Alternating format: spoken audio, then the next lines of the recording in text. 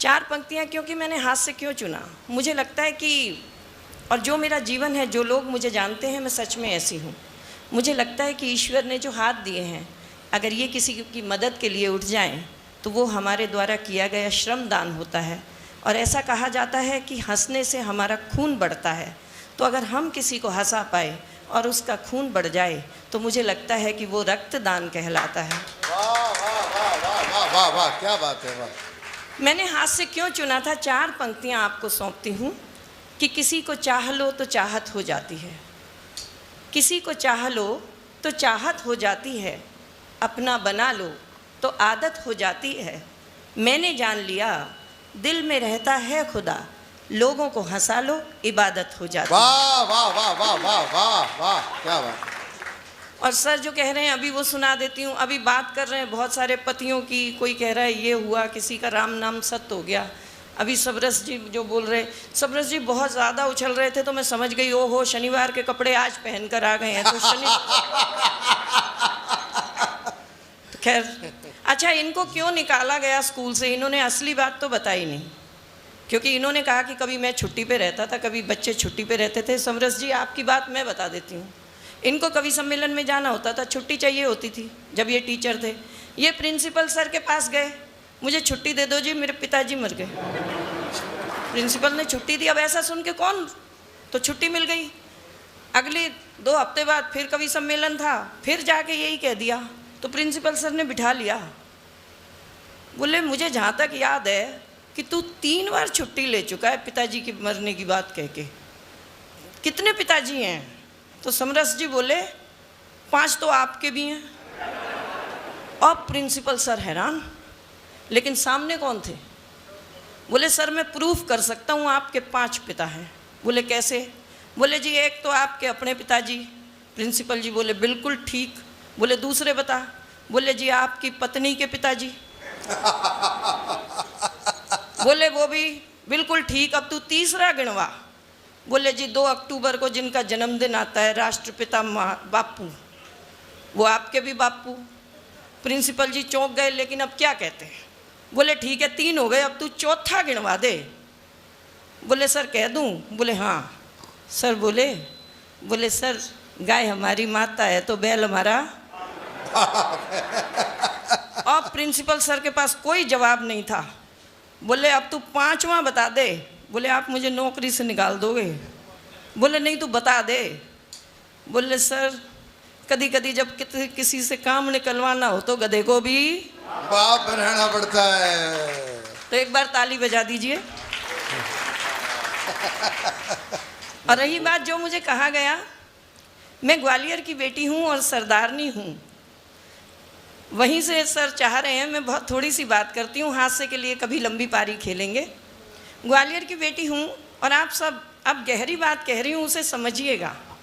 हम सरदारों के ख़ानदान से हैं। आप सबके घर में जब लड़की बड़ी हो जाती है तो शादी के लिए लड़का ढूंढा जाता है, और हमारे यहाँ जब लड़की बड़ी हो जाती है तो शादी के लिए सरदार ढूंढा जाता है। अब जिस वक्त मेरी शादी हुई उस वक्त तो मोबाइल भी नहीं थे, कुछ भी नहीं था। और पहले क्या होता था, आज की तरह फ्लैटों में बंद लोग नहीं रहते थे सर। आसपास लोगों को पता रहता था कि फलां के घर कोई रिश्ते वाला आया है, तो एक सरदार जी मुझे देखने आए। अब सरदार जी मुझे देखने आए, पूरे मोहल्ले को पता था आज इनके घर में कोई सरदार आया देखने। अब सरदार जी सामने वाली टेबल पर बैठे थे, मैं इधर बैठी थी, इधर मेरी मम्मी बैठी थी, इधर मेरे पापा जी बैठे थे। थोड़ी देर बातचीत हुई, चाय पीते रहे, फिर मेरी मम्मी रसोई में चली गई। 19 साल तक मैंने अपने बापू को किचन में जाते नहीं देखा, उस दिन वो भी चले गए। अब रह गए मैं और सरदार जी। सरदार जी पूरा कप चाय पी गए। मैंने कहा वो लोग तो मुझे छोड़ के गए हैं कि कोई बात हो जाए, पर ये तो कुछ बोल ही नहीं रहे। तो मैंने डरते डरते कहा, मैं कहा सरदार जी कुछ तो बोलो। सरदार जी बोले तुसी किन्ने भैन भराओ भैन जी? अब उन्होंने भैन जी बोला तो मैं क्या सत श्री अकाल, अभी तक तो मेरा एक भाई था, तुसी दूजे भरा हो गए, सत श्री अकाल। अब बात यहाँ ख़त्म नहीं हुई। अब जब वो चले गए तो मोहल्ले वालों ने पूछा क्या हुआ। अब मम्मी डैडी ने बता दिया कि मुंडे ने तो कुड़ी नूं भैन कह दिता तो वो भरा बन गया। अब जहाँ मैं निकलूँ मोहल्ले में सब जगह ਜਿਹੜਾ ਮੁੰਡਾ ਵੇਖਣ ਆਇਆ ਸੀ ਉਹ ਤੇਰਾ ਵੀਰ ਜੀ ਬਣ ਗਿਆ, ਉਹਨੇ ਤੈਨੂੰ ਭੈਣ ਕਹਿ ਦਿੱਤਾ, पूरे मोहल्ले में चर्चा, पूरे घर में चर्चा। अब क्या हो, अगली बार फिर एक सरदार जी देखने आए। अब सरदार जी देखने आए तो हूँ तो मैं भी सरदार नहीं, तो वही किस्सा दोबारा भी दोहराया गया। फिर से सरदार जी चाय की टेबल पर बैठे, मैं इधर बैठी, इधर मम्मी इधर डैडी, वही किस्सा दोबारा दोहराया गया। और मम्मी किचन में गई, पीछे पीछे पापा भी चले गए। लेकिन ये सरदार जी और महान, एक कप चाय का पी गए, कुछ नहीं बोले, दूसरा पी गए, कुछ नहीं बोले, तीसरा भी जब उन्होंने कप उठा लिया तो मैं उठ गई। मैं कहा वीर जी कुछ तो बोल दो। अब वो खड़े हो गए, बोले भैन राखी वाले दिन आ जावांगा, सत श्री अकाल। फिर मोहल्ले में पता लग गया, बोले ओहो हुण तू वीर जी कह दिता। अब सारे मोहल्ले वाले, पहले सब सलाह दिया करते थे सर, सारे मोहल्ले वालों ने मेरे मम्मी डैडी को सलाह देनी शुरू की। बोले तीसरी बार कोई सरदार ना बुलायो। बोले क्यों? बोले इन्हें वीर जी कह देना, उन्हें भैन जी कह देना, ये भैन भराई बनते रहेंगे, इन्हों का ब्याह नहीं होना, कि इनकी शादी नहीं होगी, ये बहन भाई बनते रहेंगे। बोले फिर क्या करें? मेरे मम्मी डैडी ने कहा, बोले आपको जो लड़का पसंद आ जाए शादी कर दो, इन दोनों को अकेले नहीं बिठाना। अब बात समझो, अब मेरे मम्मी डैडी ने एक सरदार जी पसंद किए और उनसे मेरी शादी कर दी गई, जो मेहरौली दिल्ली में रहते हैं। हम लोगों को अकेला नहीं बिठाया गया कि कहीं वो वीर जी, मैं वीर जी और वो बहन जी ना बोल दें। लेकिन एक बात बताओ, शादी करा दी गई, कब तक अकेला नहीं बिठाओगे? और फिर किस्सा शुरू हुआ तब। अब जब कमरे में अकेला बिठा दिया गया, 4 घंटे तक मैं चुप, मुझे समझा के भेजा गया था वीर जी नहीं कहना, उनको भी समझा दिया गया था बहन जी नहीं कहना। जैसे तैसे हम चुपचाप बैठे बैठे बैठे बैठे टाइम काट रहे थे। सुबह 4 बज गए तो मैंने कहा कुछ तो बोलो सरदार जी। मैंने वीर जी नहीं कहा, मैंने कहा कुछ तो बोलो सरदार जी। सरदार जी बोले चल एक गाना सुना दे। मैं बहुत संस्कारी बच्ची थी, मैं बहुत संस्कारी बच्ची थी। मैंने गाना शुरू किया, भैया मेरे राखी के बंधन। वो बोले चुप हो जा मेरी माँ। अब मैंने कहा आप कुछ पूछो। अब देखो सवाल भी बड़े अजीब होते हैं। सरदार एक तरफ तो हमको कह रखा कि है ना बहन जी नहीं कहना, वीर जी नहीं कहना। अब उनको समझ ही नहीं आया, उन्होंने मेरे से पूछ लिया अच्छा चल तू अपना नाम बता दे। मैं ग्वालियर की। मैं कहा क्यों? कार्ड पे तुम्हारी बुआ जी का नाम लिखा था क्या, शादी के कार्ड पे? तो इस तरह से हमारे किस्से चलते रहते हैं। अच्छा शादी के बाद मैं आई दिल्ली, तो नया किस्सा। गई तो मैं पहले शिमला भी थी, लेकिन यहाँ स्टोरी ख़त्म करती हूँ क्योंकि समय कम है और आती हूँ। हम गए शिमला तो मेरे सरदार जी को कुछ ऐसा जोश आया, बोले ड्राइवर के साथ नहीं जाएंगे, हम अकेले जाएंगे। मैं कहा फिर? बोले ड्राइवर को एक्स्ट्रा पैसे दे देंगे, गड्डी मैं चलावांगा। मैं कहा ठीक है जी, आप गड्डी चला लो।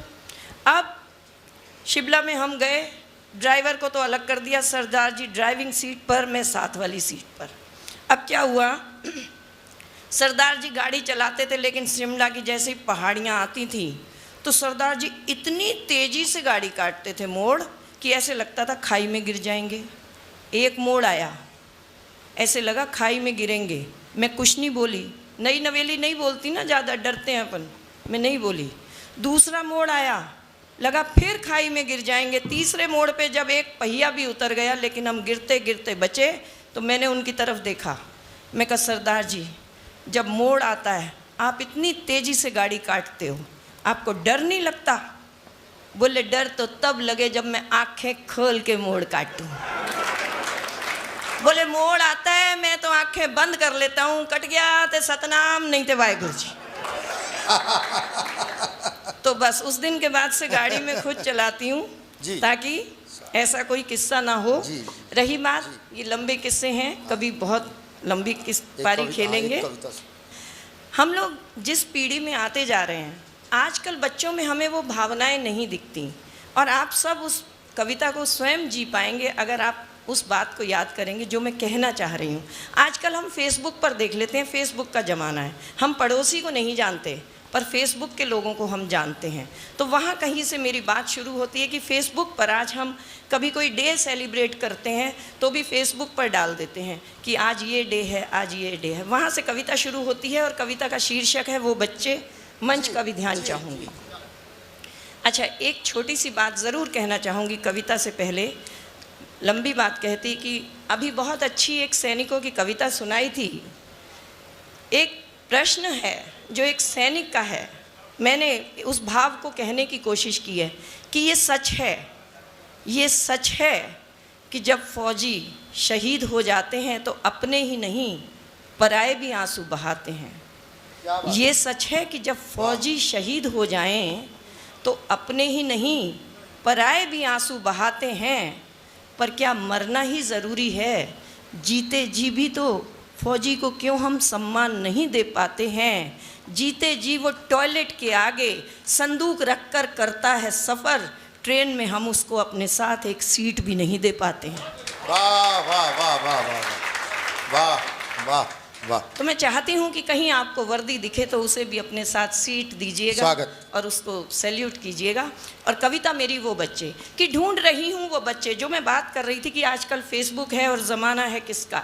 सभी मातृशक्ति महिला बहनें बैठी हैं मेरी, तो मैं आप सबको समर्पित करती हूँ कि मैं क्या चाहती हूँ। मंच पर भी एक महिला शक्ति है कि ढूंढ रही हूँ वो बच्चे जो मदर्स डे नहीं मनाते थे। ढूंढ रही हूँ वो बच्चे जो मदर्स डे नहीं मनाते थे, पर माँ जब भी आवाज़ दे हाँ माँ कहकर दौड़े चले आते थे। वाह वाह। मैं चाहती हूँ कि जितना प्यार आप हास्य को देते हैं कविता को भी दीजिएगा कि ढूंढ रही हूँ वो बच्चे जो मदर्स डे नहीं मनाते थे, पर माँ जब भी आवाज़ दे हाँ माँ कहकर दौड़े चले आते थे। शायद बैटरी वाली कारें या मोबाइल नहीं थे उस वक्त, शायद बैटरी वाली कारें या मोबाइल नहीं थे उस वक्त, इसीलिए तो बच्चे पापा की पिद्दी पर घोड़ा बन चढ़ जाते थे। ढूंढ रही हूँ वो बच्चे जो मदर्स डे नहीं मनाते थे। शायद बारबी डॉल की कल्पना भी उस वक्त ख्यालों में थी, शायद बारबी डॉल की कल्पना भी उस वक्त ख्यालों में थी, इसीलिए तो बच्चे कपड़े की कतरन से गुड़िया बनाते थे और जूते के डब्बे में उसका घर सजाते थे। क्या बात। ढूंढ रही हूँ वो बच्चे जो मदर्स डे नहीं मनाते थे, पर माँ जब भी आवाज़ दे हाँ माँ कहकर दौड़े चले आते थे। शायद पिज़्ज़ा बर्गर भी ऑनलाइन ऑर्डर नहीं होता था उस वक्त, शायद पिज़्ज़ा बर्गर भी ऑनलाइन ऑर्डर नहीं होता था उस वक्त, इसीलिए तो बच्चे माँ का परोसा खा जाते थे। वाह वाह वाह। इसीलिए तो बच्चे माँ का परोसा खा जाते थे। और शायद सादा ही था खान पान, आँखों पर नहीं थे चश्मे। शायद सादा ही था खान पान, आँखों पर नहीं थे चश्मे, इसीलिए माँ के आंसू बच्चों को जल्दी नज़र आ जाते थे। आहा, वाह वाह वाह वाह वाह वाह वाह। शायद सादा ही था खान पान, आँखों पर नहीं थे चश्मे, इसीलिए माँ के आंसू बच्चों को जल्दी नज़र आ जाते थे। और रुपए नहीं सिक्के मिला करते थे जेब खर्च। अपना अपना समय याद करेंगे हम कि रुपए नहीं सिक्के मिला करते थे जेब खर्च, इसीलिए पैसों का वज़न बच्चे ज़्यादा समझ पाते थे। वाह वाह वाह वाह वाह। इसीलिए पैसों का वज़न बच्चे ज़्यादा समझ पाते थे। कविता समाप्ति पे ला रही हूँ। शायद पढ़े लिखे नहीं थे, शायद पढ़े लिखे नहीं थे, पर अनपढ़ नहीं थे माँ बाप।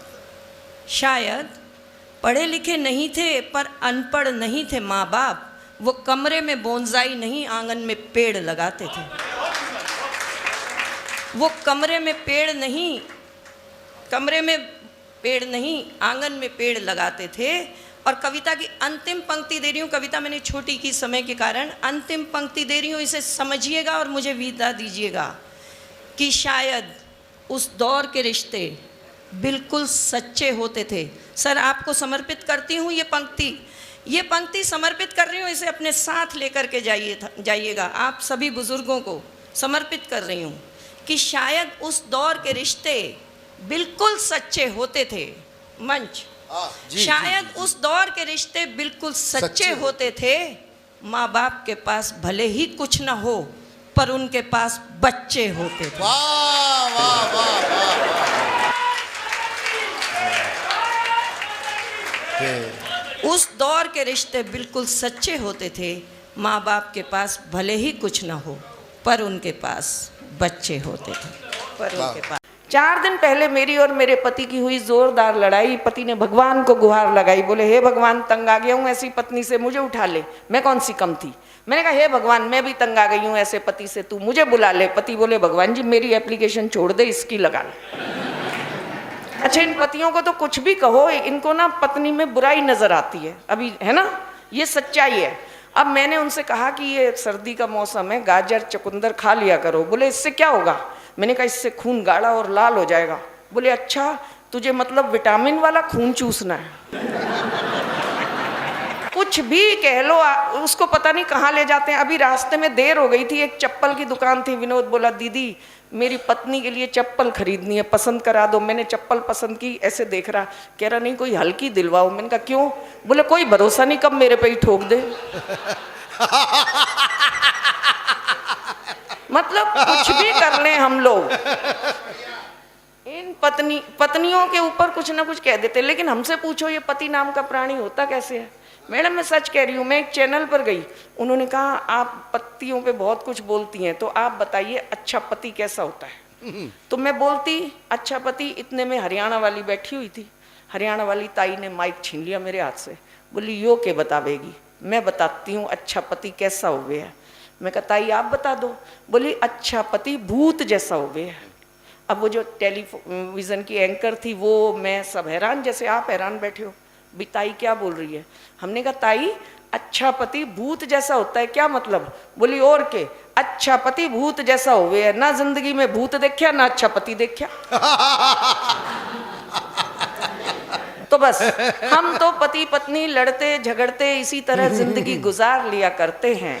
और हम पति पत्नी एक दूजे से नहीं, उस ऊपर वाले से डरते हैं। वो जैसे चाहे डुगडुगी बजाता है, वो जैसे चाहे सबको नचाता है, सिर्फ और सिर्फ उसी के हंसाने से हंसती है ये दुनिया। वरना इस दुनिया में कौन है जो दूसरों को हंसाता है। मस्ती का माहौल है सब कुछ। लेकिन आज यहाँ पर जब आप लोगों को देखती हूँ तो मुझे लगता है कि माँ बाबा वाली कविता सुना दो। हाँ, पेमेंट के हिसाब से सुनाओ जो आपका मन है। फिर तो ना ही सुनाओ। चलो छोटी छोटी माँ बाबा वाली कविता बहुत अच्छी है, सुनाओ। नहीं सुनाओ। उसे हम अगली पेमेंट पे सुनाएंगे। अच्छा, वो अच्छा। बात तो सही है, लेकिन नहीं सच में वो फिर कभी सही सबके बीच। लेकिन जब माँ की बात आई और मोनिका ने भी माँ की बात कही, तो यहाँ पर माँ स्वरूप जब बैठे हुए हैं तो 4 पंक्तियाँ याद हैं, वो आप सबको सौंपती हूँ। और मुझे लगता है उससे बेहतर पंक्तियाँ माँ पर मैंने शायद नहीं कभी देखी सुनी। कि खुदा ने जब माँ को बनाया होगा, खुदा ने जब माँ को बनाया होगा, यकीन मानिए वो बहुत पछताया होगा। खुदा ने जब माँ को बनाया होगा, यकीन मानिए वो बहुत पछताया होगा। खुदा का काम था मोहब्बत, वो माँ करने लगी। खुदा का काम था बरकत, वो भी माँ करने लगी। खुदा का काम था दुआएं, वो भी माँ देने लगी।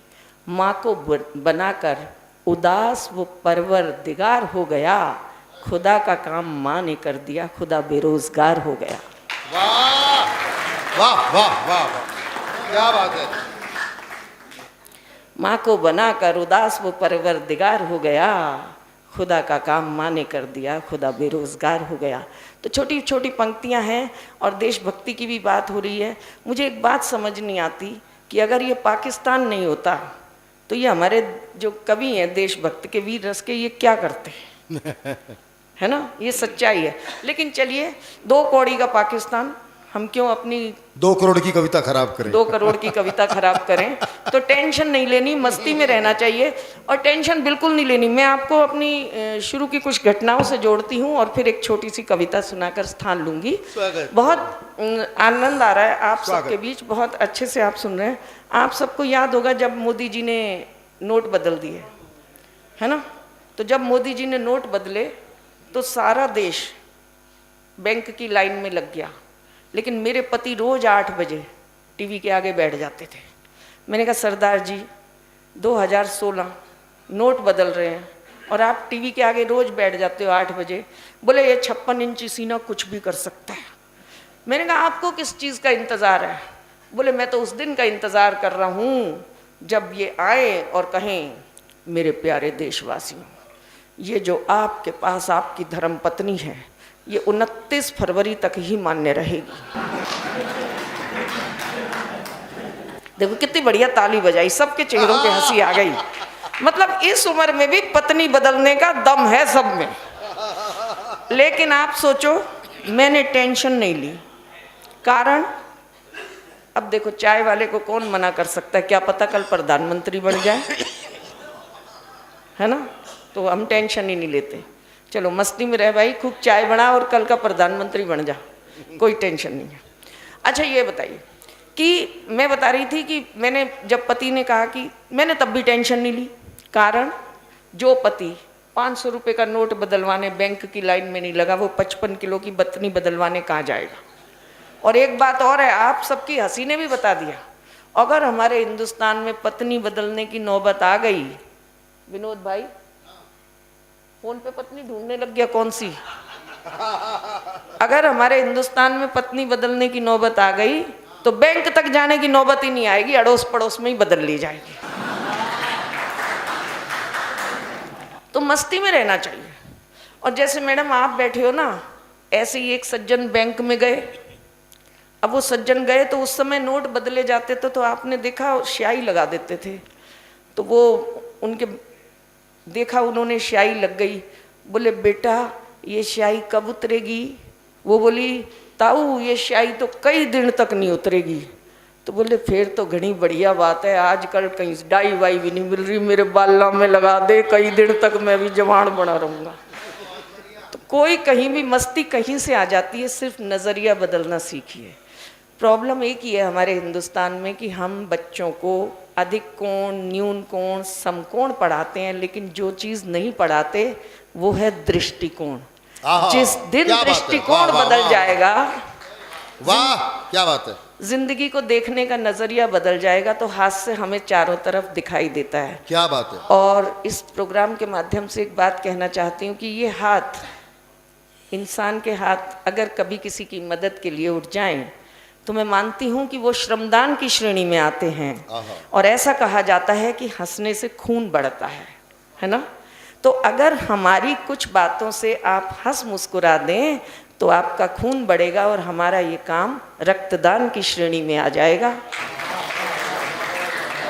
और ये जो तालियां आप बजा रहे हैं, इस तरह के आयोजन मफतलाल जी कर रहे हैं। हंसने के लिए हम बहुत कुछ कहते हैं, पर मफतलाल जी इस तरह के जो आयोजन करते हो तो बहुत अच्छी बात है, ये होते रहने चाहिए। एक ऑपरेशन थिएटर के बाहर लिखा हुआ था कि खोल लेते दिल अगर मिल बैठ कर यारों के साथ, खोल लेते दिल अगर मिल बैठ कर यारों के साथ, तो आज खोलना न पड़ता औजारों के साथ। तो ये जो इस तरह के आयोजन करते हैं आप सबके बीच, वो इसीलिए करते हैं कि आप सब एक दूसरे के साथ दिल खोलकर बैठिए, मुस्कुराइए, हंसते रहिए। और जो लोग हंसते और हंसाते हैं, जो लोग हंसते और हंसाते हैं, वो मरने के बाद स्वर्ग नहीं जाते हैं। आय हाय। जो लोग हंसते और हंसाते हैं वो मरने के बाद स्वर्ग नहीं जाते हैं, क्योंकि वो लोग तो जहाँ बसते हैं उसी जगह को स्वर्ग बनाते हैं। बहुत बहुत खुश रहिए, आबाद रहिए, मुस्कुराते रहिए, कार्यक्रम करवाते रहिए और पेमेंट थोड़ी बढ़ाते रहिए। धन्यवाद।